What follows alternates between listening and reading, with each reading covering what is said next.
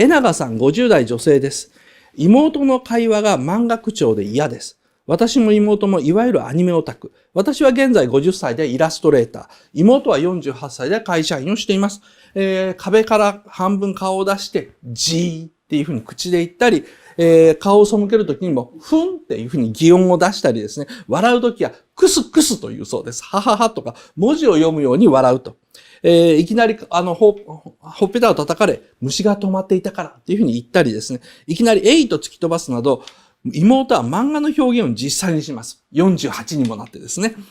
なんでそんなことするのと聞けば面白いからと答えました。私や周りの人間も、漫画のように面白がってもらえると考えているようです。妹は受けると思ってるんですね。職場ではゲームやアニメの好きな若者に神と呼ばれて楽しくやってる。とのことです。親戚の法事や他人の前ではだいぶ抑えてはいますが、私も最近年を取ったのか、この妹の行動や言動が嫌で仕方がありません。注意をすると、私はオタクだからと言い、イライラします。妹にその口調を直せというのはおかしいでしょうか？私が気にしすぎなのでしょうか？ということですね。痛いっすね、とかですね。女子高生までだろう。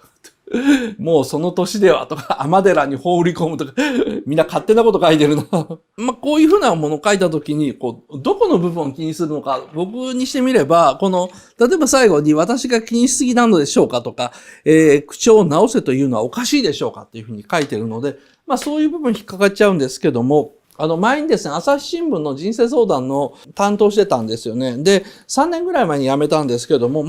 割と自分でもお気に入りの仕事だったんですよ。で、一時期ですね、この朝日新聞の人生相談、月に1回ね、回答が回ってくるんですけど、この回答を作るのかでですね、ブレインストーミング制度っていうのをやったことがあったんですね。2、30人ぐらいを一箇所に集めて、会議室に集めて、もう新聞社から来た相談文をプリントアウトしてみんなに配るんですね。で、全員に配ってですね、で、僕はホワイトボードの前に立って、で、とりあえず思ったこと言ってみてとか、こういうふうに言うんですよ。すると、それなりにですね、こういうことが喋りたいというような人を集めてるんですけれども、最初の5分間ぐらいはやっぱり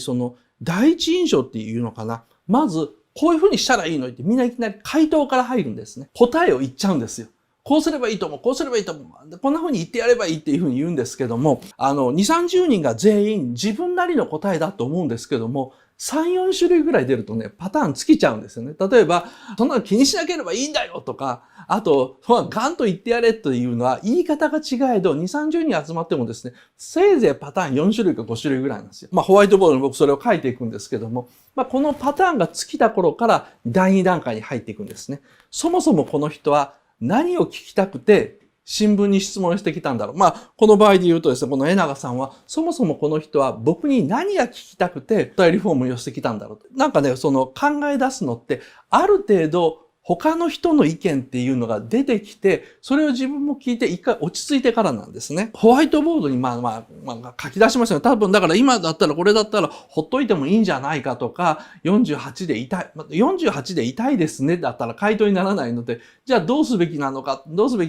うのをホワイトボードに書いてると、みんなそれをじーっと見てると、だんだん考えるようになるんですね。で、考えたら、それでもやっぱ最後の一文に引っかかるんですよね。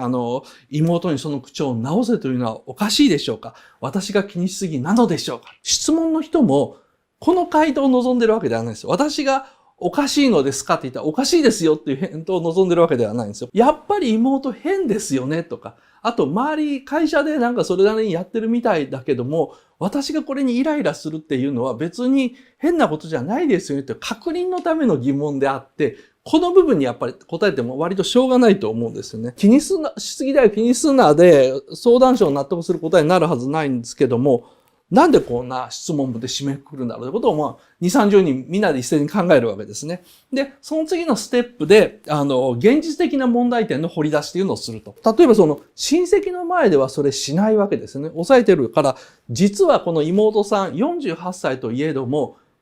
みんな今聞いてたら多分痛い人だと思ったと思うんですけど、社会的に全然問題ないんですよ。実は妹側から見たら問題ゼロなんですよね。だって抑えれるんですから。会社ではうまくやってるわけですから、それはどんな風に神と崇められてるか知りませんけどもですね、そもそも妹にとってこのお姉さんが悩みだと思ってることを直す理由は何もないんですよ。言っちゃえば、お姉さんには素の自分を見せてるのに、お姉さんだけイライラしてくると。や私も誰にも彼にもそんなことやってるわけじゃないって、48にもなってって言われるけど、ちゃんと会社でも抑えてるし、親戚の前でも抑えてるじゃんっていうふうに思ってる。つまり、妹から見たら、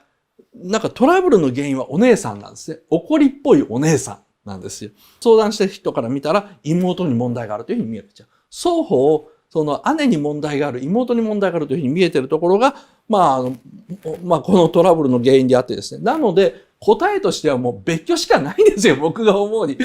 50のお姉さんと48の妹が同居してたら、そらなんかね、喧嘩にもなるから別居すりゃいいんじゃないですかっていうのが、もうここしか僕が思う答えないんですよ。じゃあ、もうあとはこの別居しかないっていう答えにどのようにして納得してもらうのかって話になります。この別居しかないっていうのは、江永さんも分かってるはずなんですよ。もう分かってるはず。でも踏み切れないのは、ここなんですね。最後の一文でですね、私がおかしいのでしょうか、気にしすぎなのでしょうかって聞いてるのはですね、どっちが悪いかはっきりさせたいんですよね。これもね、女の人の相談あるあるで、現実的な対処の方法は分かってるけど、その前に一回、どっちが悪いのか、岡田先生はっきりさせてくださいって。いや、僕別に権威でも何でもないんですけど、やっぱどっちが悪いのかっていうのをはっきりさせたいっていう気持ちは、あるでしょうね。で、答えは簡単なんですよ。じゃあ、どっちが悪いのかというふうに聞かれたら、僕の答えシンプルですよ。常識のない妹が悪い。それに決まってんですよね。それシンプルなんですけども、ところがですね、あんたが悪いんだからっていうのを縦に取ったら、別居するときのプロセスで、交渉ができなくなっちゃうんですね。話し合いが進まないと。それは妹が悪いですよ、と僕は思います。で、別居しかないでしょう。でも、お姉さんの方が悪者になって、私がもう限界だから、もう悪いけど別居させてっていうふうに言うしかないと、落としどころとしてはそうだろうなと思うんですよ。どっちが悪いかというと確実に妹が悪いんだけども、でも妹にしてみたら、別居したい理由何もないんですよね。お姉さんが我慢してくれればいいだけだというふうに思ってるから。で、お姉さんの方だけがもう限界だと思ってるんだから、もうここは悪者になって妹に頭の一つも下げて、あんたが甘えてるのはよくわかるんだけど、もう私限界だから悪いけど別居させてっていうふうに言うしかないだろうと。説得とかですね、その説明じゃないんですよね。もうこの段階で必要な交渉なんですよ。いかに妹を追い出すか、もしくは、江永さんの方が出ていくのか、とりあえずどっちでもいいですよ。江永さんがそんなに嫌で、そんなに限界なんだったら、多少自分が損だと思っても損を被って、自分が出ていくの方が、平和だと思いますけどもね。サイコパスの人生相談って言ってるのは、これ完全に理屈だけで、作った答えなんですよね。漫画で言うとネームみたいなもんですか、ネームとか小回りみたいなもんで、論理性だけで作ってるやつで、ここにですね、どんな決め顔を見せるのかとかですね、どんな表情を描くのかで、漫画の面白さって出てくるじゃないですか。説得力というのも出てくるんですけども、その辺ね、僕は不得意なんですよね。どんな声で言ったらいいのか、どんな言い回しで言ったらいいのかっていうのはよくわかんないんですけど、基本的には、もう私無理って言ってですね、妹さんにですね、交渉するのがいいと思います。磯銀子さん、40代女性ですね。岡田先生に下記のようなクズ男の謎の共通点の意味を知りたくてメールしました。1、表でデートをしない。会うのは彼女の家のみ。2、写真を撮られるのを嫌う。撮らせない。3、彼女の家でダラダラ過ごすだけ。飯を食うのに金は出さない。4、いずれも年下男子。以上のようなですね、男に10年から20年以上も付き合い続けている友人が複数います。磯銀子40代女性だからですね、磯銀子さん。10年、彼女たちは結婚の話もされず、他にも散々な扱いを受けているのにもかかわらず、口を揃えて、彼は極度のめんどくさがり屋だからと擁護します。彼らはいずれも年下男子のため、女性の甘やかしが原因かなと納得もありますが、どの男にも揃って上のような共通点があり、特に2、写真を撮られるのを嫌うがいずれの男にもあります。なぜですか？理由が知りたいです。これはね、磯銀子さんに最初にはっきり言っておきたいのはですね、クズ男と付き合うのはクズ女だけだっていう、ここは押さえておきましょう。話は単純で、お互いに相手をクズにするんですよ。クズはね、伝染病で移るんですよね。基本状態ではですね、それぞれはクズじゃないんですよ。それぞれはですね、顔がいい男と、あと、顔さえ良けりゃ、といいと思ってる女なんですよ。だからどっちも平凡な存在ですよね。顔がいい男なんて世の中にいっぱいいるし、顔がいい男好きな女なんて世の中にいっぱいいる。両方とも平凡な存在なんですけど、それがくっついちゃうとですね、お互いをクズにする。もしくは片方のクズが映るんですね。だから女性もクズになるとどういうことになるのかっていうと、必ずいずれ別れが来るんです。で、別れる時にですね、揉めると。で、揉めた時に、クズの男っていうのは暴力振るったりするんですけど、クズの女っていうのはですね、写真晒したりするわけですよね。で、そうやって社会的な復讐をしようとするんですよ。なので、クズの男はですね、写真を撮られるのを嫌うのはですね、クズなりの自衛なんですよね。クズ男なりのですね、当たり前の自衛手段として、この女も別れるときは大騒ぎすると。その時に写真とかもさらすに違いないから撮らせないって。彼らなりの合理的なですね、理由なんですよね。で、ちなみにですね、彼は極端な面倒くさがり屋というふうに友達が言ってるのはですね、自分自身を騙すためでもあるんですよね。彼女たちも彼氏がクズなことであるとか、あといつの間にか自分もクズになっちゃってるっていうのはですね、100% 分かってるんです。100% 分かってるけど、それを自覚しないためのおまじないとして、彼氏は面倒くさがり屋、彼氏は面倒くさがり屋というふうに自己暗示かけてるわけなので、面倒を見るような覚悟があるんだったら別ですけどもですね、別れた後の面倒を見る覚悟なしに余計な忠告とかしないでですね、面倒くさがりよね、本当にっていうふうに言ってる方が、本当に面倒くさがりよねって言ってる方が、多分向こうの方はもうちょっと本音をポロッと言うと思います。あんまりですね、真実に気づかせようと、磯銀さんの方からしないようにしてください。10代の男性です。峰倉子くんでかな ?10 代の男性です。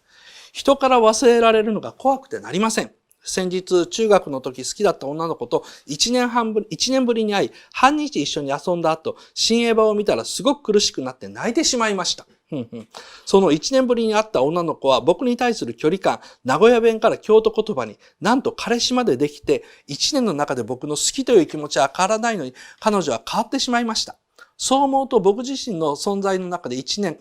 拒絶や嫌悪どころか忘れられているのではないか、彼女の友達知り合いの若組の中にすらいなかったのではないか、なんて帰り際に一言、好きだった後爪痕を残さなかったのかと思うと、後悔や自己嫌悪で苦しくて辛くて仕方ありません。岡田さん、どう対処すればいいでしょうかというですね、面白い相談が来ております。すいません。他人の悩みでも別に僕は面白いんですけどもですね、いやもう、こんなもんですね、泣いて忘れるしかないので、失恋したっていうのを認めないからですね、苦しいんですね。失恋したからいいじゃないですか。失恋したから苦しいのは当たり前で、その泣くのは当たり前で、正常な印ですよ。俺だったら、ほうとか思ってですね、何年もこれ卒業にサイコパスってかかっちゃうんですけれども、普通の人なんだから苦しんで泣いてりゃいいんですね。で、苦しいのが嫌なんだったらさっさと、その女の子もう一回会ってですね、告白して、もう間違いなく振られますよ。だって気持ち悪いやつですよ。1年間会ってないのに、彼氏もいるって言ってんのにもう一回告白してくれるんだから。で、だから気持ち悪いやつとしてさらに激しく振られればいいんであってですね。で、早くまた次の恋愛をして、早く次の失恋をした方がいいんですよね。でないと、この手の、恋愛ってね、40歳ぐらいまで引っ張るんですよ。40歳過ぎまで引っ張って、中学校の時の彼女がずっと忘れませんっていうのをですね、大体月に2、3件うちに相談が来るんですけど、あれになっちゃうだけなんでですね。だからといってそれは、みんないい思い出になってるわけではないんでですね、ずっと40歳まで同じ位置になることになるのでですね、今の状態はもう本当に初恋に呪われてるだけの状態なんですね。早く失恋したんだ俺は振られたんだ振られるどころか告白もする前から振られたんだと。で、だからといってもう一回告白して爪痕を残そうとしたら、それは彼女の中に単なる友達だったのが、単なる友達が気持ち悪いやつだったというやつになるっていう、そっちにですね、変化するだけなんでですね、さっさと失恋したと。振られたと。振られる前からだった。俺はなんてバカなんだっていうことを自覚して、呪いから少なくとも抜け出して、富野義行監督の言うですね、青年とは何か、青春とは何かというと、取り返しのつかないことをしてしまって後悔を引きずるっていうのが青春だそうだから、レッツゴー青春ですよ。もう入ってるわけですよね。で、今が青春なんでですね、早いこと、これを忘れたかったら早いこと次の失恋をすることなんですよ。でこの失恋を3、4回すると、だんだんこのかさぶたが分厚くなってきて、なんか若い頃の本気の恋はいいねっていうふうに言うようになるんですけど、それは40ぐらいですよね。アスマさん。20代男性ですね。私は未来に対して不安になりがちなタイプです。自分の将来が決まる選択をする際には、失敗してしまった時の妄想が脳裏をよぎり、吐き気等の症状が出てしまいます。大変ですね。人間である以上、こういった不安から逃げられないことは承知していますが、もっとマシな方に持っていきたいです。どうしたらこういった不安とうまく付き合うことができるでしょうか。もう一人、モナカさんですね。20代男性です。最近テレビなどの偏向報道がとどまるところを知らず、政治でも次の選挙で何が何でも自民党を引きずり下ろそうという本気度を感じてしまいます。もしテレビの言う通りに流される人がとても多く、目論見通りになってしまったらと思うと怖くて仕方がありません。サイコパスの岡田さんは不安でたまらなくなった時に薬以外でどうやって平時常心を取り戻そうとしていますかと2人分読んだんですけども、本当にね、申し訳ないんですけども、共感できないんですよ。ごめんなさい。で、本当、人間って面白いなと思っちゃうんですね。こういうふうなお便り読むと、それを不安に思うのか。下のモナカさんの不安は、社会というスケールの大きなもの。つまり、日本はどうなってしまうんだとか、マスコミが、自民党がというのが気になるわけですよね。そういうスケールが大きなものを不安になるっていうのは、やっぱ自分を過大評価してるからだと僕は思っちゃうんですよね。つまり、自分が何かしないと社会はダメになる。自分はこういうことに気がついてると。でもどうしていいか分かんないと思うからやっぱ社会全体が不安になるだと思うんですけども、僕にとって社会っていうのはどういうふうに見えてるのかっていうと、マリオみたいなものです。アクションゲームなんですね。で、面をクリアするとルール変わるじゃないですか。さっきまでボタンを押したらジャンプするのが、なんか面が変わると急に水の中になってボタンを押したら泳ぐになって、ちょっと泳ぐときに上昇するとかですね。で、さっきまでこの地面を歩いた奴らが、急に海の中を泳いでるなんかイカみたいな魚みたいなやつが出てきたりして、全然ルール変わっちゃいますよね。例えばそのマスコミが自民党を引きずり下ろすでもいいですし、日本が戦争に負けるでも何でもいいんですけども、それはいわゆる面がクリアされて、ルールが変わる瞬間だと思うんですよ。で、ルールが変わったら新しいルールというのは何なのかっていうのを見て、またゲームを続ければ、いいというふうに僕は考えちゃうんですけどね。ルールが変わったら、それまで、使ってた、武器が使えなくなったり、敵が強くなったりということはあると思うんですけども、自民党がどうなろうが、マスコミがどうだろうがですね、それは面がクリアされたというだけでですね、次のゲームを面白がればいいんじゃないかなというふうに思います。すいません。もう本当にね、共感できないからこういうふうな話になっちゃうんですけども、次の上のアスマさんの場合はですね、最適解があると思っちゃってますね。何かするときに正しい行動というのがあって、で、それを自分はしただろうか、間違ったんではないだろうか。で、間違えると自分は偉い失敗で、とんでもないことになるんじゃないのかという不安があるとか、それは正しい答えがあると思ってるからなんですけども、いや、失敗してもリカバーすれば問題ないし、失敗してリカバーしないと、リカバー力が落ちちゃうじゃないですか。だから、失敗しないことよりも大事なことは、リカバー力を落とさないことなんですよね。リカバー力さえあれば、多少判断を間違えてもどうにでもなるんですけども、失敗して何かをリカバーするという経験というか、常にそれをある程度自分の筋肉として使っとかないとですね、しょうもない失敗でもですね、どんどん落ちていく一方なのでですね、リカバー力というのを常に高めておくためには、小さい失敗を年がら年中やっとかないとまずいと思うんですけどね。だから、常に正しい選択をしてる時の方が人間はやばいと思います。だから、成功してる人ってすっ転ぶとすごい落ちちゃうのは何かっていうと、周りにイエスマンしかいないし、自分としては権力がどんどん上がってる気がしてるんですけども、リカバー力がすごい落ちてることに気がつかないからだと思いますね。不安っていうのはね、なくならないし、そのための心配もしてるんでしょうけどもね、アスマさんに関しては僕は真面目に不安になってないと思いますね。不安な気分で遊んでるだけなんです。真面目に不安になってほしいです。不安になるなじゃないんですよ。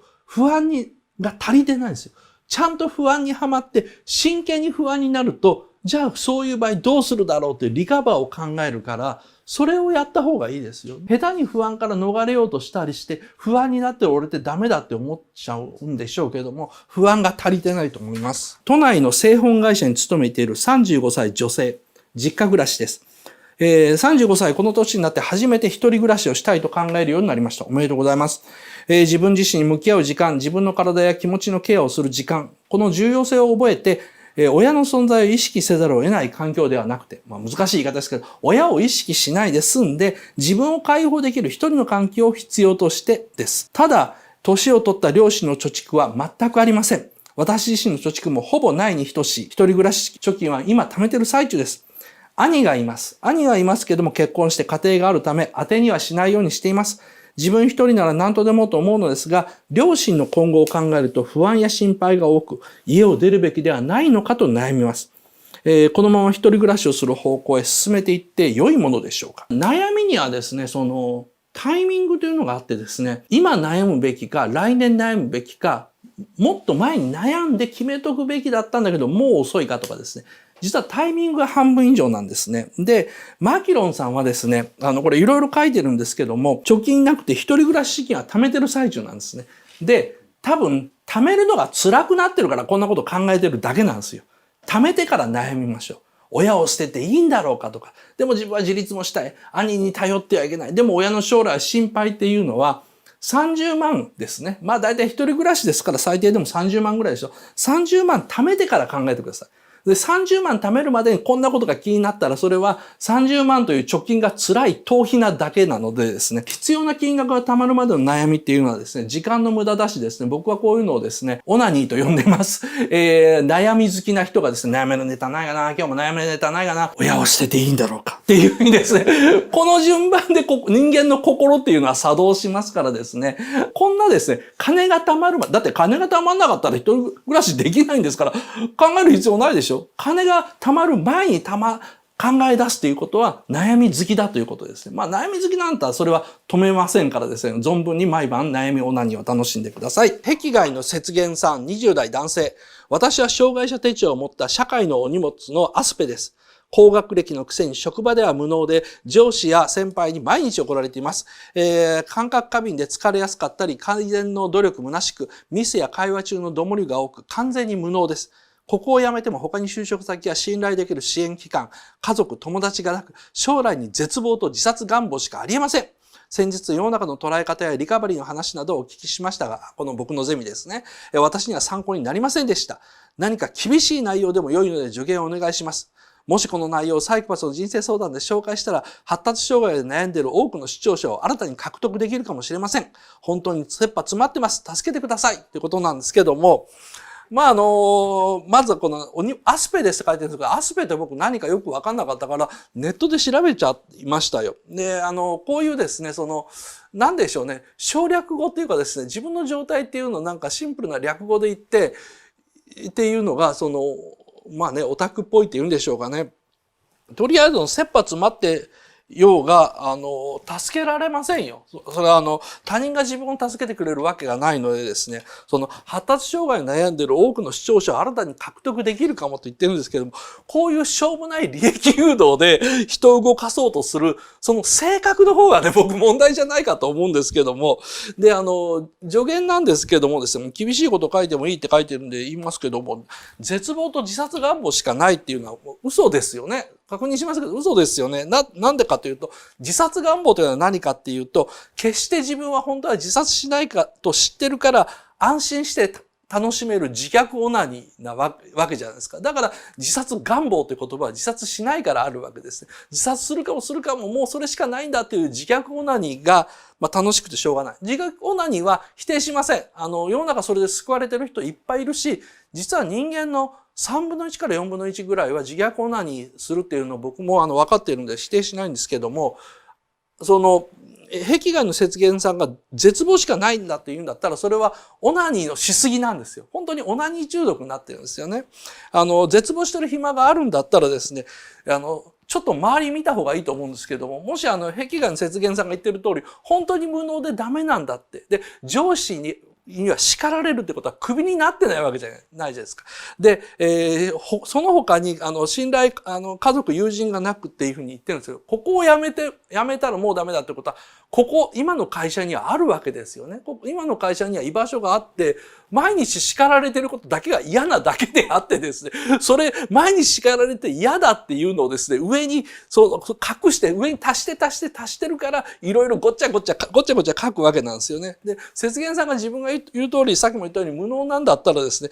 怒りながらもクビにしない上司とか会社に対して感謝すればいいだけなんですよ。感謝の毎日なんですよ。そんな上司とか仕事に恵まれた状態だったら、感謝感動の毎日のはずでですね、自殺するオナニーにふけってる暇なんかないと思うんですけど、もうちょっとね、自分に正直になった方がいいと思います。要点をまとめるとこうだと思うんですよ。実はあなたの相談の要点。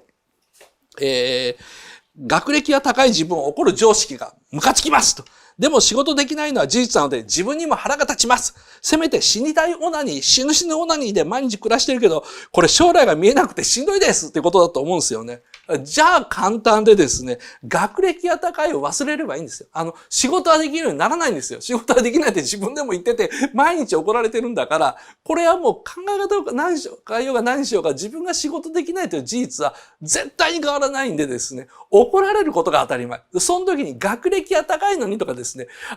これだったら、発達障害で悩んでる人が視聴者獲得になりますよとかですね、そういうしょうもないプライドとですね、ねじ曲がった性格の方を何とかした方がいいと思いますね。要するに私は仕事ができません。でもクビにはなりませんっていうですね、悩みじゃないんですよ。ラッキーな状態なんですよね。だから、ラッキーな状態なのに、自分の能力で得た、自分のプライドで得たラッキーさじゃないから、ひねくれて不幸な状態、悩みを自分で作ってるだと思います。ということでですね、大変ラッキーな状態です。よかったですね、本当に。フライガールさん、埼玉県の50代女性です。こんにちは。岡田さん独特の切り口を楽しみに毎回配信を拝見してます。質問がありますと。自信がないくせにプライドがやたらに高い上司、どう対処すべきでしょうか？自分の過ちを認めちゃえば楽なのに、単なる指摘も攻撃と捉えて弁解に発信は。相談文短いです。プライドが高くて、単なる、自分のね、間違いを指摘しているのに、いつもそれで切れてしまうと。絶対間違いを認めないと。このフライガールさんにですね、ちょっと言うときは、さっきの豚缶さんは10代だったんですけども、このフライガールさん年齢もっと上なので、もう少し突っ込んで話しますね。フライガールさんはですね、上司の弱点とか欠点、つまり自信がないくせにプライドがやたら高いっていうのは理解できてるわけなんですよ。で、理解できてるのならばですね、相手の過ちを指摘しちゃダメじゃないですか。それは分かりきってますよね。フライガールさんがそれが分からなくて相手の過ちを指摘した時に上司が怒り出した。これはしょうがないですよ。でもこれを2回3回と繰り返して同じことをやってるんだったら、それはフライガールさんがなんで同じ失敗をするんですかと僕は正直に思います。理解できてるんだったら、この人は自信がないくせにプライドだけがやたら高い人なんだ。だからこそ相手の過ちをそのまんま指摘しないように注意しようと。それだけやっちゃったらこの人感情的になっちゃって話し合いにならないから、そこは自分は絶対に避けるという戦略を取るはずなんですね。で、その戦略を取らないのはなんでか。全く論理的ではない。僕は理解できないです。なんでそんな分かりきってるのに同じミスを犯すのか理解できないです。で、なんでこんな非合理なことをフライガールさんがするのかというと、フライガールさんの中に上司というのは部下より立場が上だけでなくて、立場が上な以上、能力的にも人格的にも部下より上であるべきであるという、いつの間にかそういう思い込みが発生してるからなんですよね。で、しかしその思い込みっていうのはただ単に僕はフライガールさんの信念とかに過ぎないと思ってるんで、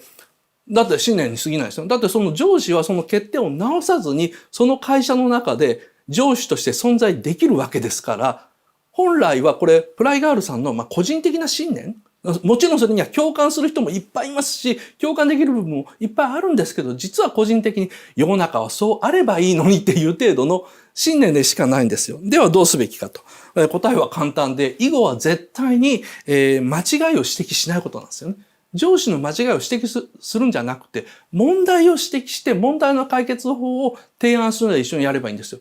なんでこんな問題が起きたかというと、あなたがそういう勘違いしてるからですねというようなことを、つまり相手の間違いというのを言わないようにすりゃいいだけなんですよね。今、フライガールさんはですね、嫌な部下とか苦手な部下というポジションにいるんですよ。で、これはですね、損害があるだけで、フライガールさんにとって損害があるだけで、僕に対して、こんな相談をしている場合ではないわけですね。これを損害を減らすのがまず第一だと。上司の人間改造は考えない方がいいし、望まないと。そうでなくて、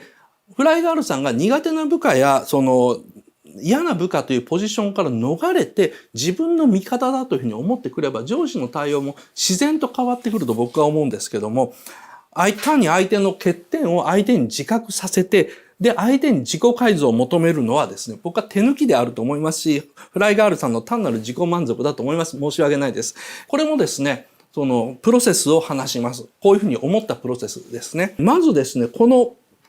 相談をこんな感じのですね、映像に変換してみたんですよね。そうすると僕の中ではですね、多分フライガールさんの主観ではですね、上司が怒って自分が困った顔になっていると思うんですけども、僕の中で思いつく絵っていうのは、過ちを認めると上司に詰め寄る、なんかフライガールさんの絵になっちゃうんですね。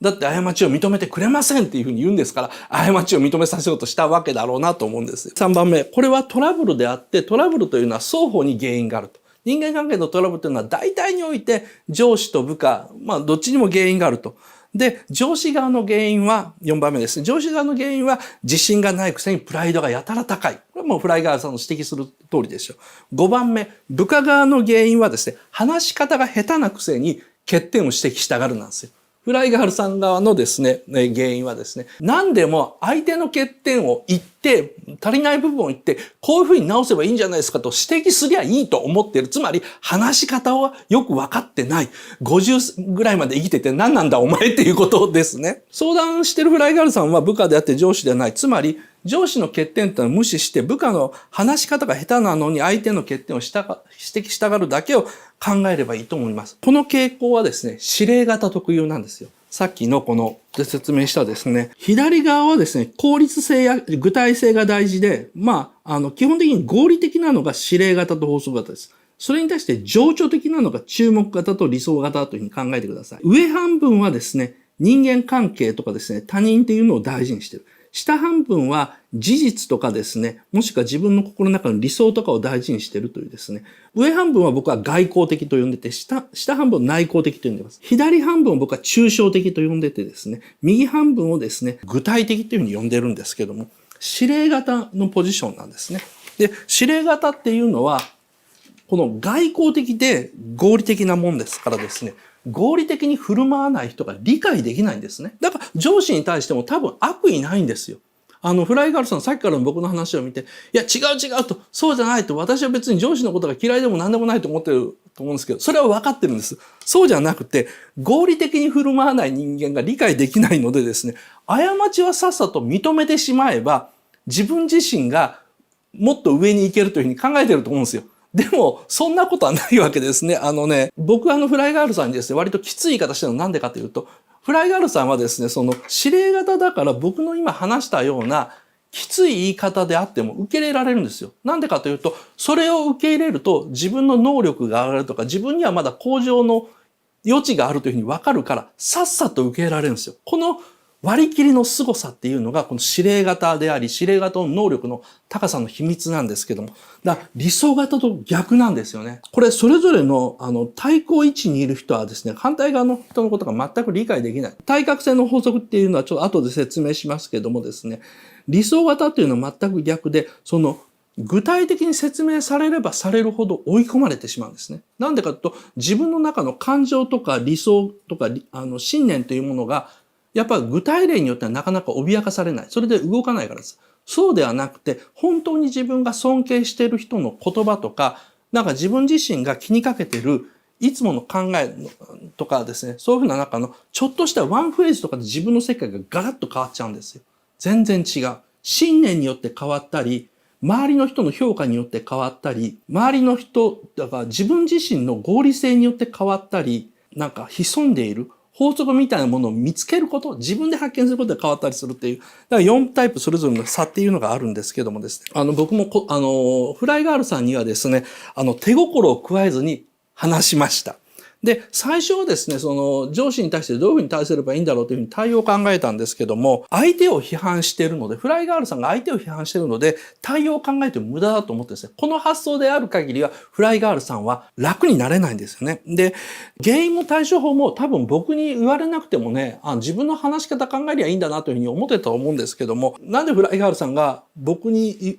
言われなくても分かっているようなことをできないのかっていうと、上司というですね、上下関係に縛られてるからなんですよ。これね、指令型の特徴なんですけども、自分の上司だから自分より偉いはずだ。で、同時にフライガールさんはですね、誰かより年上であったり、誰かより立場が上であるということは、その部分自分も努力しなければいけない、立派に振る舞わなければいけないっていうね、大変真面目な鎖に縛られている部分があるんですね。だから指令型っていうのは、例外なく能力はあるんですけれどもですね、上司が無能だと指令型って本当にね、腐っちゃうんですよね。まあ気の毒ですけども。なので、こういうふうに理屈で説明すれば通ると思います。で、4タイプにはそれぞれですね、優位劣位の法則っていうのがあってですね、時計回り、この右回りに憧れが発生すると。だから指令型のフライガールさんが一番ですね、尊敬できるのは実は法則型なんですよ、右回り。実はですね、上司は注目型だと思うんですね。自分の過ちを認められないっていうですね、対面置きにすっていうのは大体ここら辺ですからですね。で、右回りの法則で、法則型が上だったら安心できるんですけど、実は自分より劣位にある、優位劣位で言うと劣位にある注目型が自分の上司なもんだから、すごい反りが合わないんですよ。だから、本当は、自分の上司は注目型だから。上司であるというよりは、注目型だというふうに考えて、注目型に何か助言するとか、誤りを正してもらう場合はどういうふうにすればいいかというふうに考えるんですね。注目型に、助言するときの方法は、あなたの能力とかではなくて、あなたの人間性に私は惚れているんです。あなたの人間性を私は評価してるんですという、一回フィルターをかけて、ふりをして言えば、かなりね、話っていうのは通りやすくなります。そうすれば、上司もですね、自分にデメリットのあることでも急に聞いてくれるようになるので、もう本当にここはテクニック一発だけの問題ですからですね、もうちょっと話を聞いて、自分の、タイプですね。多分指令型で間違いないと思います。あと上司のタイプというのを考えてみてください。ギリギリさん、30代男性。岡田さんが思うブラック企業とはどんな会社ですか？またそんな企業の見抜き方を教えてください。ブラック企業に就職したくないんでしょうね。もしくは自分がブラック企業にいるんじゃないかと疑いを持っているのかわかんないんですよね。ジブリとかカラーとかプロダクション IG、僕は思うに確実ブラックだと思ってます。この3社はですね。なんでかというと、ジブリは福利厚生が最高なんですけども、宮崎駿の思いつきでですね、いきなり引退宣言して、で、いっぱいいた社員アニメーターが全員リストラされるような会社ですから、とてもホワイトとは言えないだろうと。で、スタジオカラーは僕内情全然知らないんですけども、NHK の、ドキュメンタリー見てる限り、安野くんのですね、わがままに振り回されると。わがままに振り回されるけど、その上にはもっと怖い奥様までいらっしゃるわけですよね。プロダクション IG は社長の石川さんが、ド S で、社員を鍛えるためにきつい企画で引き受けることがあると。特に押井守の企画を引き受けるときは、社員を鍛えるチャンスだと思って引き受けるそうですからですね。でも働きたい人は多いんですよ。なので、ブラック企業かどうかではなくて、ブラック企業には僕3種類あると思ってて、1つ目はですね、この今言ったアニメの3社みたいなもんですね。理想が高く、評価も高いんですけども、残念ながら、スペックだけ見るとブラック企業に近いところ、アニメ会社とか多いんですけど、あと、2つ目のですね、これよくある、言われるパターン。経営陣が悪いやつで社員をこき使うと。安くこき使うと。悪いブラックですね。良いブラック、悪いブラックということなんですけど。でね、3番目がね、普通のブラックというかね、なぜかブラックなんですけど、一番多いと思うんですよ。誰も悪意がないのに、お互いを遠慮して残業が多いっていう会社ですよね。つまり、一番多いタイプでですね、誰もそんなこと強制してないんだけども、俺だけ仕事を早く帰ったらかっこ悪いなとか、サボってるみたいに見られるなと思って、悪意のない社員全員が足を引っ張り合ってブラックの沼に落ちているというですね、なぜかブラックですね。3番目のブラックがですね、実は一番多いと思うんですよ。で、1番はいいでしょう。でも2も見抜けるんですよ。悪いブラックね。経営者が悪い。だから3はね、見抜きにくいので、自分の会社が3かもと思ったらですね、自分だけはサボっても居心地が悪くならない方法を考えた方がいいですよね。もう基本的に忙しいふりをするとか、働いてるふりをするっていうのがおすすめだと思います。本当はね、逃げることを考えるのが一番いいんですけど。面接のことに関して、豚缶さん兵庫県10代男性ですね。岡田先生こんばんは。YouTube で中1の頃から拝見させていただいている無課金者です。無課金でもよろしい。毎週見てくれてるだけでも本当にボーナスなんですよ。私は先日、人生で初めてバイトの面接を受けました。そこで渡された書類に、あなたは休養ができてシフト変更を申し出たいとき、どうしますかという項目がありました。よくありますね、こういうの。で、以前高校に来た法律家が、バイトを休む際、自分が代わりの人を探す必要はないと教えてくれました。そうなんですよね。これよくバイトで休むときは自分の代わりの人を見つけてから休むって言えというふうによく言われるんですけども、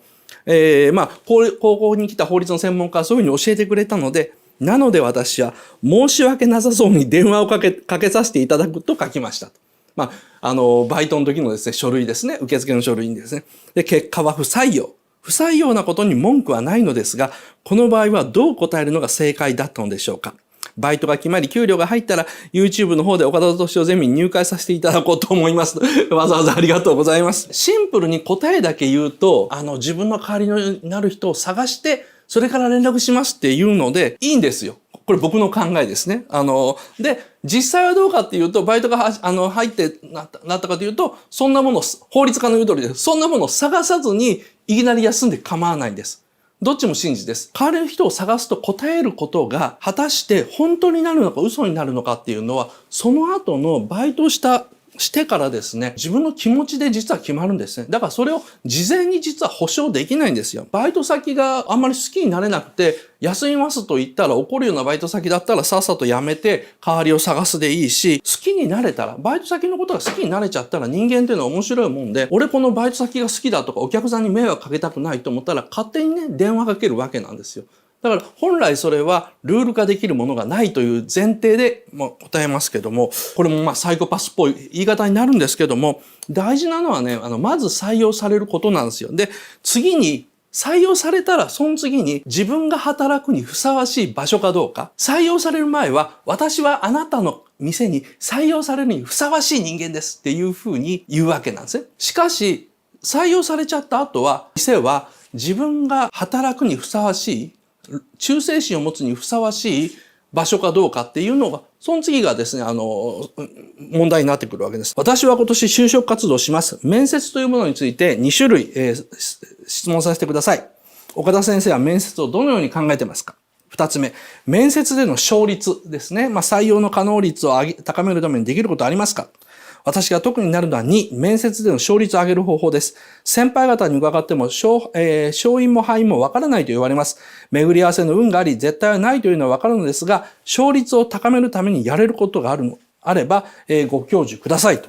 ちなみに第一志望は公務員です。というふうに書いてらっしゃいます。どういうふうに考えるのかを答えればいいんですよね。どういうふうに考えればいいのかというと、面接を受ける時点で、もう間違いですね。そんな職場に行ってはいけないと。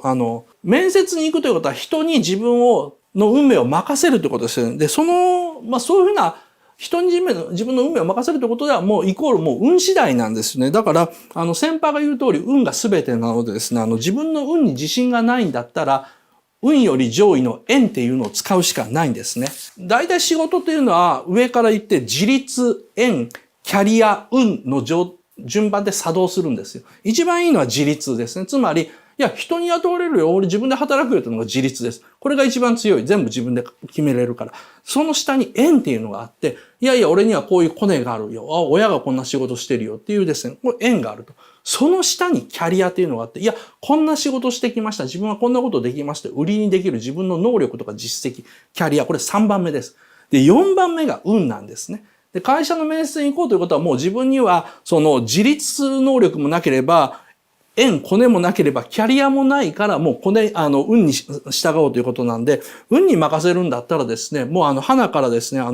俺には何もないから運任せにするしかない。だから、真面目に良い人になろうぐらいに考えて、毎日神社にお参りに行くぐらいしか僕は打つ手がないと思います。会社の面接に行くんですけども、どうやれば勝率が上がるでしょうかというふうに言われたらですね、僕の答えるのは、いや、じゃあ毎朝神社に行ってお掃除してくださいとかですね、そうやって運を貯めるような方法ぐらいしかないです。それが嫌なんだったら、自立、縁、キャリアの順番で考えてみて、安くて簡単な祭りの出し物のアイデアをください。私の会社では毎年会社の敷地を近隣住民に開放して夏祭りをやっています。会社の上層部は地域貢献を謳い、まるで社員の福利厚生としてやっているように言うのですが、下っ端はめんどくさがっているのが現実です。実行委員のなり手もなく、私は祭りなんかやめようと言ってたんですけども、その私が実行委員をしているぐらいです。無論実行委員になったからには夏祭りを行いますが、できるだけ手間暇をかけずにやりたいです。予算も少ないです。安くて簡単な祭りの出し物のアイデアありませんか？コロナ騒ぎがある前に来た相談なので、その、フォーマットで答えますけども、すいません。本当にすいませんけどですね、こういう相談もらうとですね、バカじゃないのっていうふうに思っちゃうんですよ。で、なんでかっていうと、安くて簡単な出し物やったらですね、会社の思うツボでしょ？で、もともとあなたはザンジバルさんはやめようって言ってた人間なんでしょ？やめようって言ってたのにですね、そのやめようと言っていた自分への落とし前っていうのはどうつけるんですか？やめようと言ってた人間が、じゃあ実行委員になったからといって安くて簡単な会社の上司が喜ぶようなことをやってどうするんだって思うんですけども。で、そもそも辞めようとザンジバルさんが言ってた理由は何かっていうと、会社の下っ端が嫌がるからですよね。下っ端の人らには何もいいことがなくて嫌なんですよ。だから、ザンジバルさんが考えるべきことは、安くて簡単な出し物ではなくて、下っ端に利益があって、次に近隣住民さんたちが喜んで、まず一番は会社の一番下の人が得で喜んで、次に近隣住民に得で喜んで、会社の上層部ですね、命令するだけの偉い人に一番被害が大きいですね、企画を考えるべきなんですよ。それは具体的に言うとですね、現場の下っ端が儲かってことですね。僕の一番のおすすめは会社の備品を売り飛ばすってことです。備品だけだったら足りないですからですね、まず会社の上層部の人間の自宅に行ってですね、不要品をもらうんですね。で、それを格安で売り飛ばすと。で、その時に不要品の時にその会社の上層部の奥様とかを丸め込んでですね、できるだけいいものとか値打ちがあるものをですね、いや、これも年に1回の祭りなんで僕らも持ち出しなんですよ。だから皆さんもお願いしますというふうに言ってですね、僕ら手取り14万の人がこれぐらいやってんだから、お宅のところ手取り50万とか60万でしょというような感じでですね、できるだけいいものをもらってきてですね、それを安い値段で売り飛ばすんですね。で、貧乏な私たちは売るもんがないですって言って、自分たちはもうしょうもないもんしか出さなくていいんです。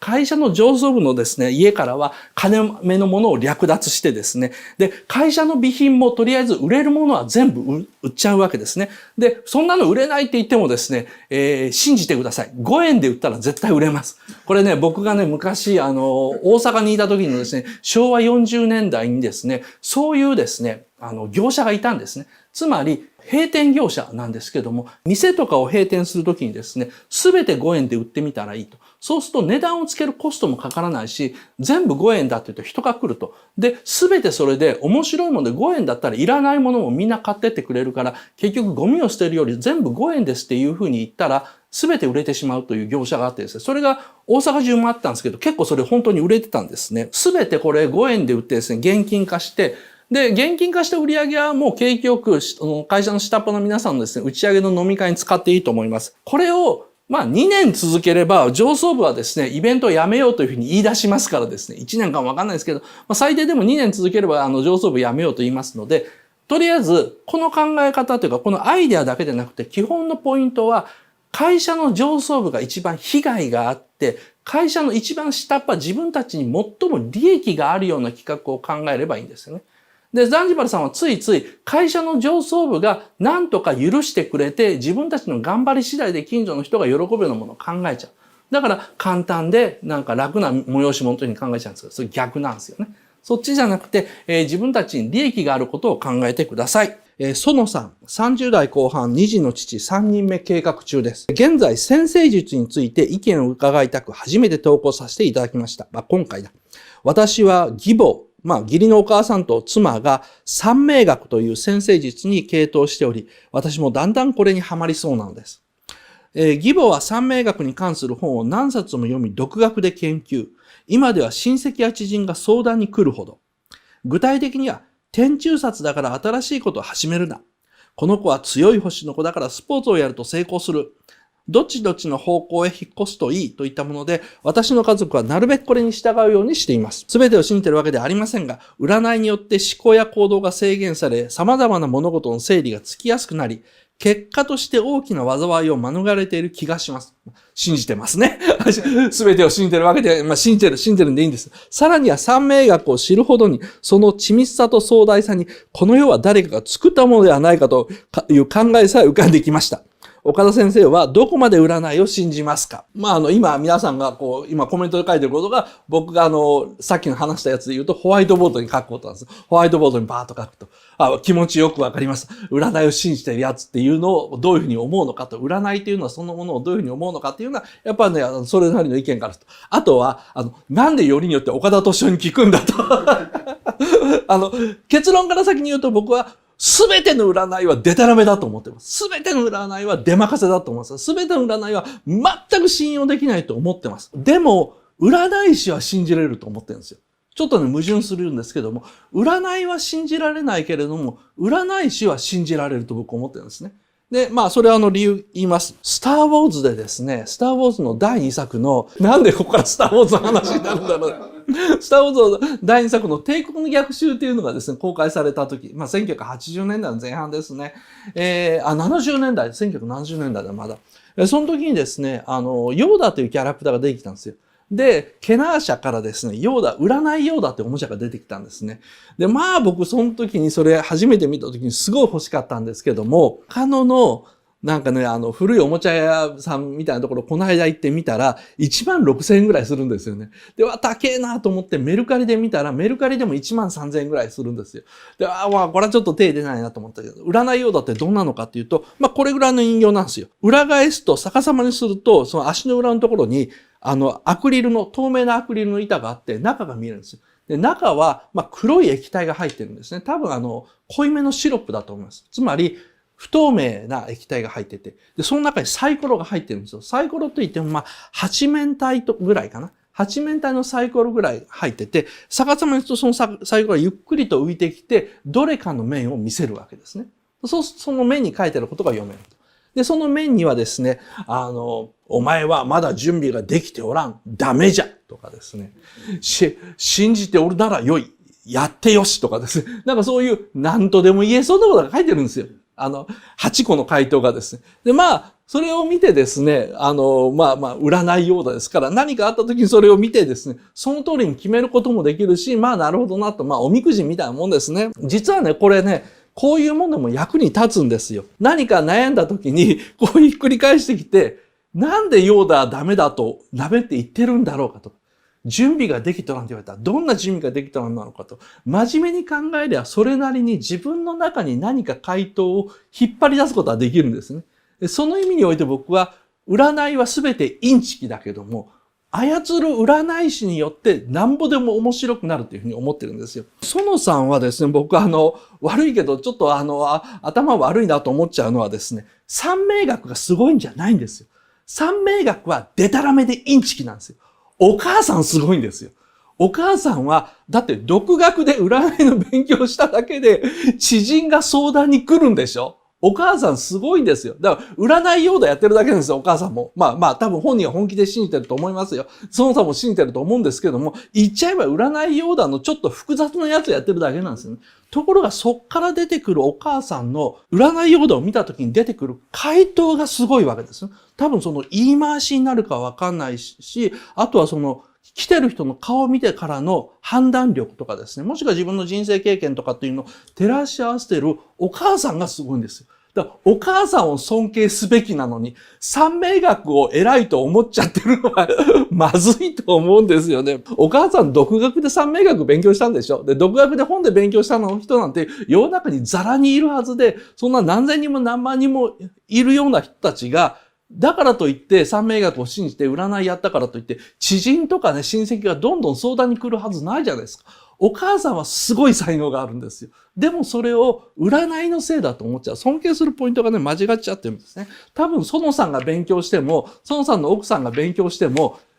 誰も相談に来ないんですよ。そんなに才能がないからですね。じゃあ、占いは全て嘘だけど、占い師にはすごい人がいると。占いそのものはその占い師に喋らせるためのツールであって、インスピレーションもらうツールなんですよね。イチロー選手がすごいんであって、イチローの使うバットはすごくないじゃないですか。野球のことよくわかんない人は、イチローのバットがすごいと思っちゃいますよね。で、宮崎、もっと僕にわかる例で言うと、宮崎駿はすごいけど、宮崎駿が使う鉛筆は別にすごくないわけですよ。別に普通の鉛筆ですよ。いい鉛筆かもわかんないんだけども。で、宮崎駿の鉛筆を持ったら上手くなる気がする。それはもう気のせいですよ。でも、宮崎駿の鉛筆だからと信じて書いたら、それでいい絵が描けたとしますよ。そうするとそれは鉛筆のせいじゃないんですよ。宮崎駿の鉛筆だと思い込んで、何か手がいつもと違うように動く。お前がすごいんだって話ですよね。そういうことだと思うんですよ。占いっていうのはね、僕全部デタラメでインチキだと思うんですけども、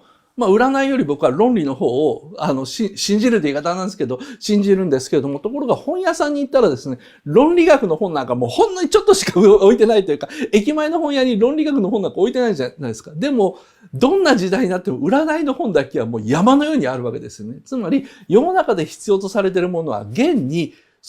売れてる数とかを見るだけでわかる通り、理屈より占いの方がずっと必要とされてるんですよ。でもその中で信じられる占いというのがなんでないのかというと、占いというのは基本的に占う人の能力によって出てくる。つまり、それを見たときにどんなことを思いついてどんなことを言うのかが大事であって、占いそのものには実はあんまり価値がない。最悪、ヨーダでもいいし、6種類の答えをあらかじめ紙に書いて1から6で数字振って普通にサイコロ振ってもですね、同じような結果になると思うんで、そんなもんだと思いますよね。だから、園さんは、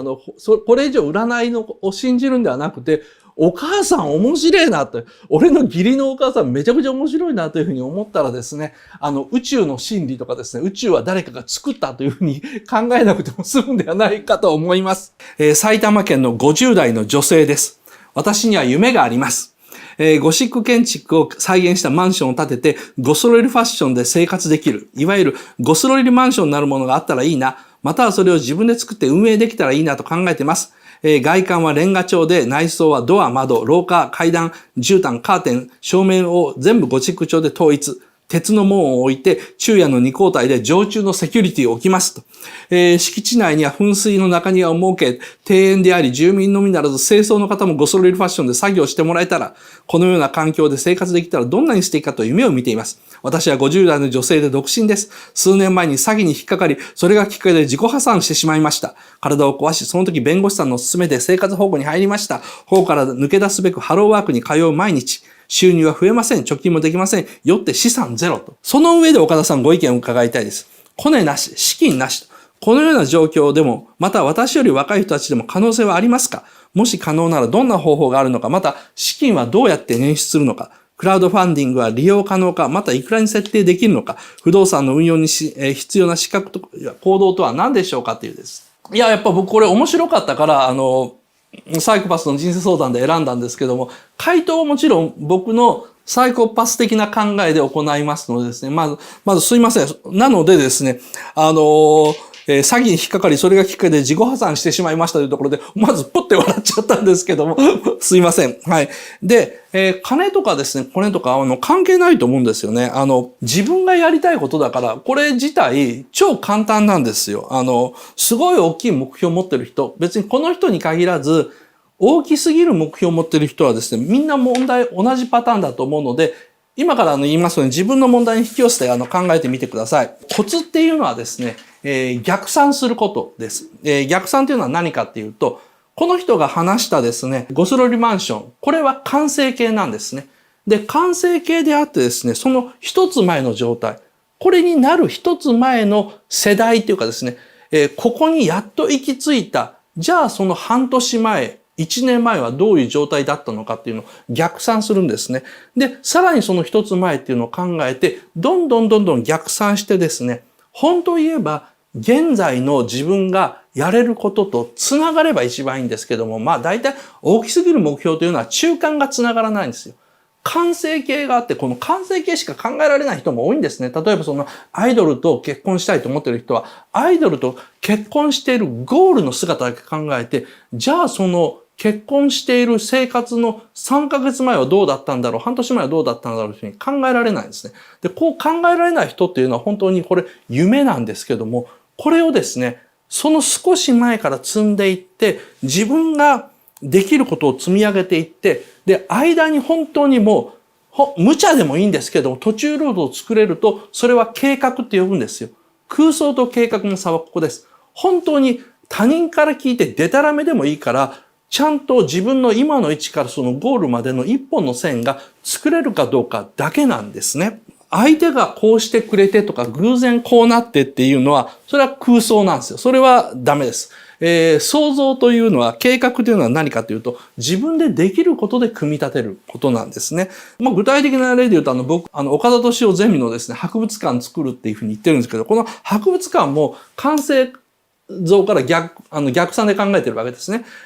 別に僕はそれをですね、吉祥寺に作りたいわけでも何でもなくてですね、それは一番いいのはニューヨークかサンフランシスコに作ることなんですよ。で、敷地面積これぐらいでっていうのがあるんですけどもですね、それが成立するためにどういう状況が必要なのかと。別に莫大に金だけ出してそのもの作っても人が全然来ないじゃないですか。そんなことを望んでないわけですね。サンフランシスコでもニューヨークでもですね、日本のどこでもいいんですけど、作るには、そこに作らなきゃいけないほど人が来ているという状況が必要だと。じゃあ、岡田斗司夫ゼミの博物館にそれだけ人が来ているという状況はなんで成立するのかというと、僕の動画はどれぐらい見られているのか、そしてその動画から得られた記念品みたいなものが見られるっていうのはどういう状況にあるのかっていうのを欲しい理想の状態から一つずつ落として考えることなんですね。この落として考えるということが計画なんですよ。これはもう本当に妄想と言われる状態でも構わない。ただそこに持っていくっていうのがあれば、それはなんか現実性を帯びてくる計画になってくるわけですね。土地を買うのかとかですね、その土地は誰かに譲ってもらうのかとかですね、そこまで行くのに本当にどんなロードマップが書けるのか次第なんですけど、雲の糸みたいに細くて構わないから楽観的で希望的でもいいから、でも自分のできること、じゃあ明日からこうすればいいんだ。僕のニコ生で言えば、こういう内容にしていけばいいんだな。で、こういうふうなお客さんの呼び方すればいいんだなっていうのをやっていくと、ようやっとその博物館へ繋がっていくわけですね。この人が聞いてるゴシック建築を再現したマンションを建てて、ゴスロリファッションで生活するっていうのは全然 OK です。クラウドファンディングっていうかもう寝ぼけてるんですよ。生活保護を受けてようが何だろうが、寝ぼけたことを言ってもですね、聞いてあげません。クラウドファンディングって人に金たかって自分の好きなものができればいいなっていう希望でしょ。そんなもん、誰がやってくれるもんですか。自分でできるような状態に持っていって、あとはお金さえあればこれが拡大できると人に思わせて、だったら一口俺も乗りたい。だったら私もお金出させてくださいという状況に持っていかないとダメに決まってるじゃないですか。自分でどこまで持っていけるかなんですよ。で、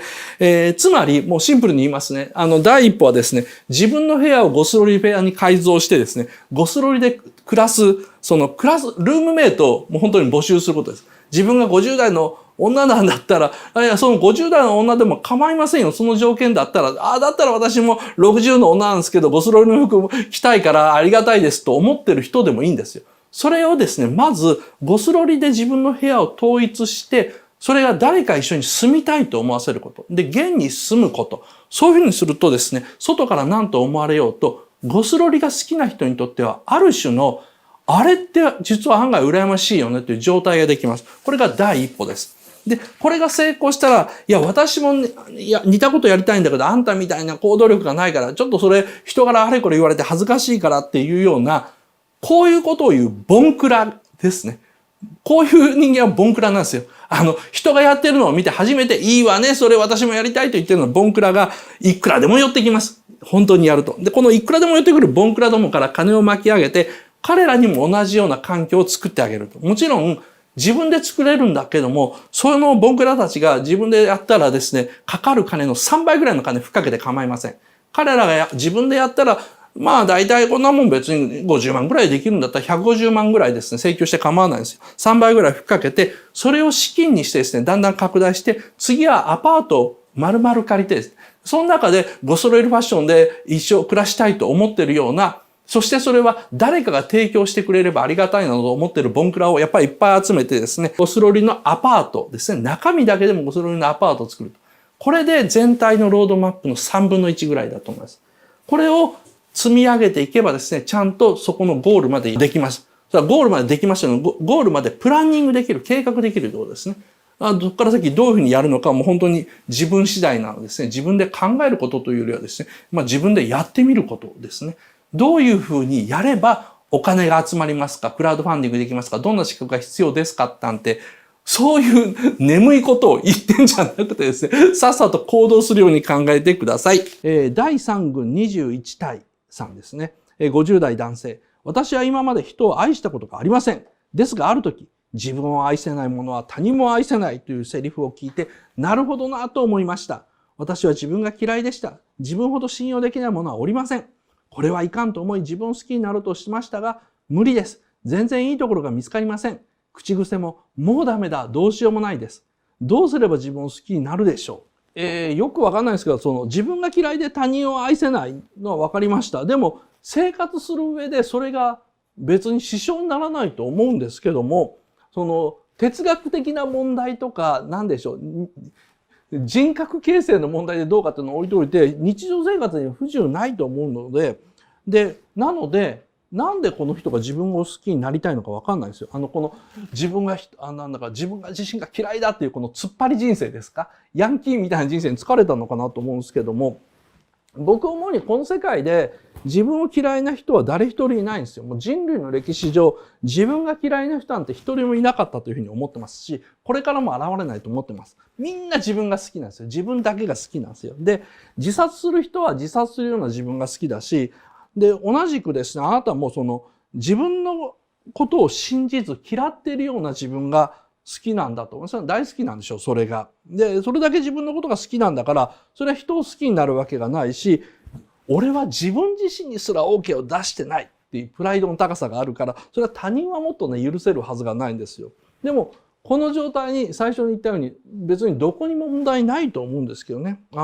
もうダメだ、どうしようもないと言いながらですね、生きていくというですね、自虐オナニーですね。自虐オナニー大好きのド M の変態さんとしてですね、それでいいと思うんですけども、それでも苦しいと言うんだったらばですね、金魚買えばいいと思いますよ。金魚買ってですね、こんなダメからもらう、